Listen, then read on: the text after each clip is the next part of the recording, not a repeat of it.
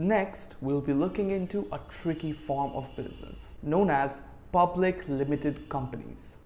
Public limited company is a form of organization that is most suited for large businesses.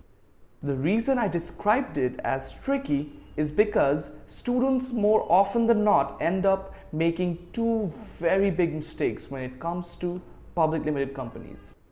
The first mistake is that students think that because the name is public limited company, it will be a part of the public sector. But that's not correct at all.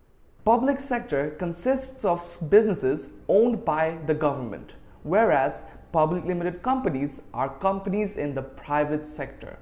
It is called a public limited company because unlike the private limited company where there is a restriction of selling shares to the general people, a public limited company can sell shares to the general public. Hence, they are called public limited company. We will be discussing this further in this chapter. Another mistake takes place because of the terminologies. In many countries, public limited companies are referred to as PLC, while in others they are just called limited companies. This limited is contradictory as private limited companies are usually referred to as limited. Now, before we move on to the advantages of public limited companies, we first need to know a few terms we will be using to describe public limited companies. First comes shareholders, which we discussed previously. They are the owners of the company as they hold shares of the company. Next, we have dividend. Dividend is also a term we discussed earlier, which is the profit for owners in private and public limited companies.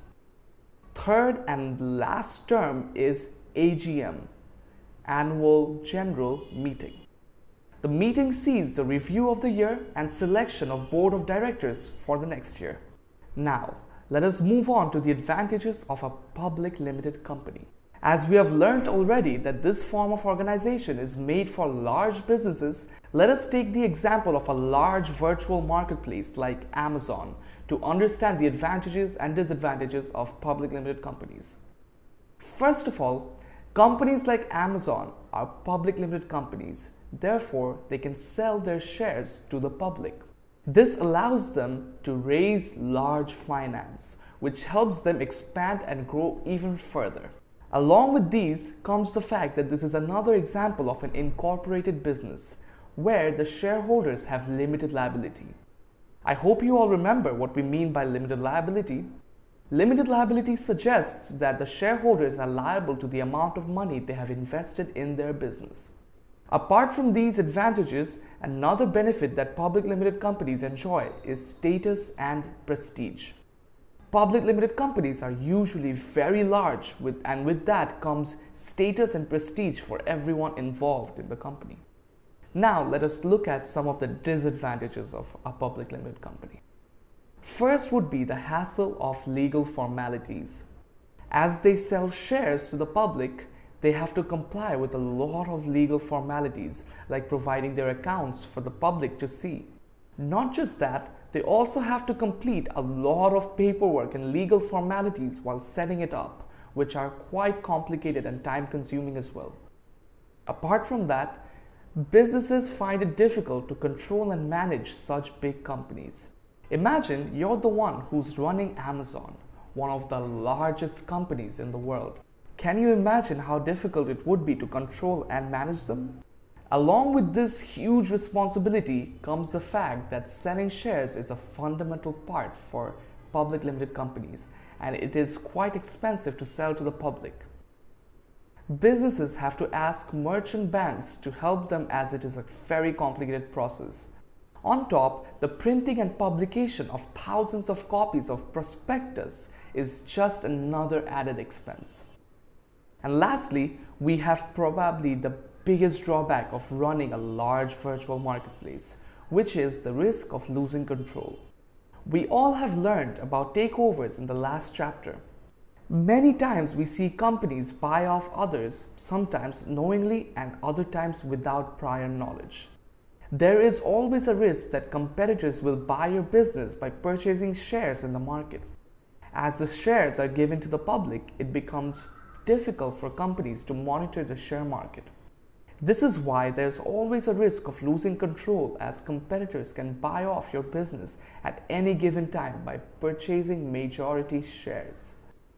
Now, let us move on to the next part. Here, we'll be taking a look at the ownership and control mechanisms of a public limited company. A public limited company sells shares to shareholders.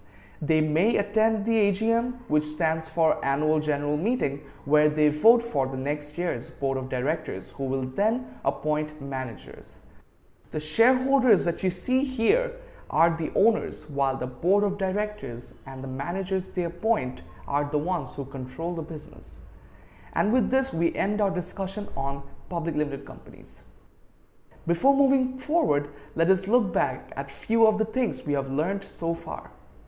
By studying the following table, you'll get a full idea about each of the 4 business types we have learned so far and understand the risks they face, the people who own the business, and whether they have limited liability or not. Let us first look at the 4 types of businesses we have discussed so far: sole traders, partnerships, private limited companies, and public limited companies. Next, let us look at what's at risk. For sole traders and partnerships, the sole owner and the partners are at risk as they do not have limited liability. As for private and public limited companies, the shareholders' investment is at risk, nothing more, nothing less. Sole traders are owned by the sole owner, partnerships are owned by the partners, and private and public limited companies are owned by shareholders. Lastly, sole traders and partnerships do not have limited liability as they aren't a separate entity from its owners, while private limited companies and public limited companies benefit from limited liabilities.